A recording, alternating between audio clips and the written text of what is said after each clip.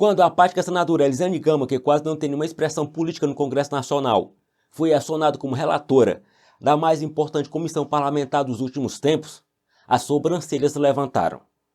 Tanto pela falta de força política da senadora, quanto pela sua atuação, quase como um satélite do ministro Flávio Dino. Na apresentação do plano de trabalho da CPMI, função da relatora, foi um banho de água fria nos parlamentares, pois o texto está mais para um relatório do que plano de trabalho, o que no mínimo já incita o parecer das investigações. É como se a senadora antecipasse o desfecho do que ela quer para as investigações, antes mesmo de iniciá-las. Obviamente que esse absurdo não passaria despercebido. Imediatamente, membros da oposição apontaram alguns pontos falhos, e muitos não têm dúvida que foram propositais. O deputado Marcel Van Hatten, por exemplo, não poupou nas críticas ao plano de trabalho da relatora. Veja. Acompanhei ontem, infelizmente na condição apenas de assistente e vice-líder da oposição, a CPMI do 8 de janeiro. Não sou membro porque, lamentavelmente, Arthur Lira e Pacheco decidiram por negar ao Partido Novo que é de direito, que é uma cadeira na representação da minoria, como diz o regimento comum do Congresso Nacional e a própria Constituição, nas CPMIs. Estamos discutindo isso no Supremo Tribunal Federal. Não obstante não ser membro, eu participo das sessões como parlamentar que sou, apesar de indigente parlamentar nessa condição, como tenho repetido. E fiquei abismado ao ver que o plano de trabalho da senadora Elisiane Gama não é um plano de trabalho, aliás, foi apelidado pelos presidentes de relatoria, porque a senadora já está lá fazendo toda a narrativa que interessa ao governo e não está fazendo o trabalho que lhe compete de relatora. Deve ser isenta, imparcial, buscando o que diz o seu relatório, ser independente das visões do governo e da oposição. Mas, eu mesmo me confundi, não era um relatório, era um plano de trabalho. Mas no plano de trabalho não há sequer um cronograma para a realização das atividades.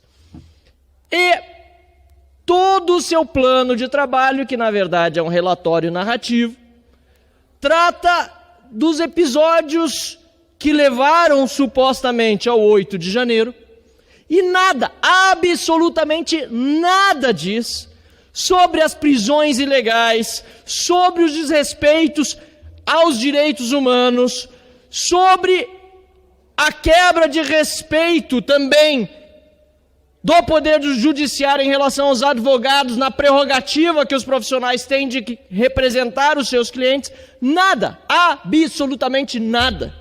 Não por outro motivo, a oposição votou contra o plano de trabalho. Mas, senhor presidente, eu quero aqui dizer que, além de votar contra o plano de trabalho e participar ativamente como oposição nessa CPMI, os deputados e senadores que nos representam lá devem estar ainda mais conscientes agora da necessidade de instalarmos a CPI do abuso de autoridade. Porque, de outra forma, os abusos que estão sendo cometidos pelo Poder Judiciário não serão atacados, pelo visto, por esta CPMI.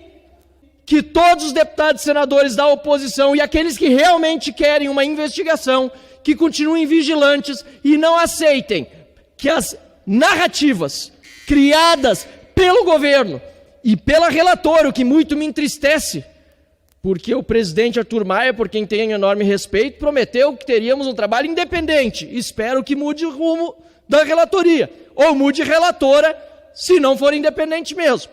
Espero que quem é oposição e quer uma investigação séria esteja alerta, vigilante e faça com que isso de fato aconteça pela justiça nesse país. Obrigado, senhor. Ora, o tal plano de trabalho da senadora satélite do ministro Flávio Dino tem 80 páginas que foram apresentadas em cima da hora. Nem mesmo a mesa diretora teve conhecimento. A estratégia dos governistas era não dar tempo aos membros da CPMI conhecer o conteúdo e aprovar os requerimentos da relatora, junto com o plano de trabalho. Requerimentos que incluem, por exemplo, A convocação de pessoas sem identificá-las e até mesmo sem justificar quem são essas pessoas.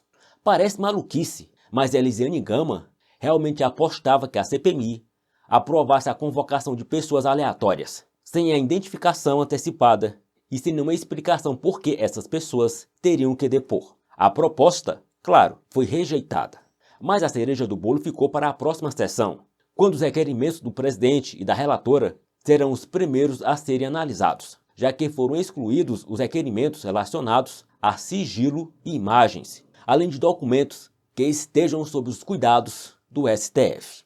O presidente da CPMI, Arthur Maia, vai primeiro pedir bênção para o ministro Alexandre de Moraes. Pois é, o presidente da CPMI disse que vai conversar com o ministro Alexandre de Moraes para saber se o ministro concorda ou não em retirar os sigilos desses documentos e imagens. Ora, uma CPI tem poder de polícia, inclusive para retirar o sigilo de documentos, e não precisa pedir bênção para ministro do STF. A oposição vai ter que suar muito a camisa se quiser extrair dessa CPMI alguma revelação concreta, já que quem está controlando é a base do governo.